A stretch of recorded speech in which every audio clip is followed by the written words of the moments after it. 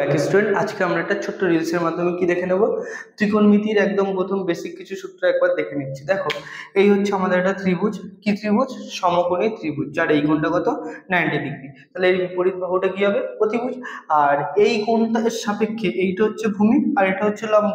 আর যদি আমরা এই কোণটার সাপেক্ষে ধরতাম তখন এটা আমাদের ভূমি, এটা আমাদের লম্ব হতো। এরপরে দেখো, আমরা সাইন থিটার মান কিভাবে কিভাবে পাবো? সাইন থিটার মান কিভাবে পাবো? লম্ব বাই অতিভুজ। হ্যাঁ, এই দুটোর অনুপাত করলে আমরা সাইন থিটার মান পাবো। একই রকম ভাবে কস থিটা কিভাবে পাবো? ভূমি বাই অতিভুজ।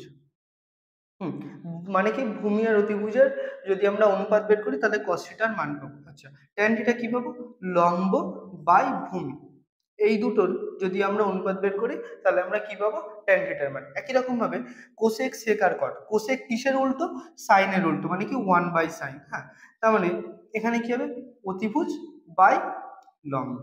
একই রকম ভাবে সেক থিটা কিসের উল্টো? সেক থিটা হচ্ছে কস থিটার উল্টো, মানে কি 1/cos থিটা, মানে সেক থিটা। তাহলে এখানে কত হবে? অতিভুজ বাই ভূমি। আর কট থিটা কিসের উল্টো? ট্যান থিটার উল্টো, তার মানে কি কট থিটা মানে কি 1/tan। তার মানে এখানে আমাদের কি হবে?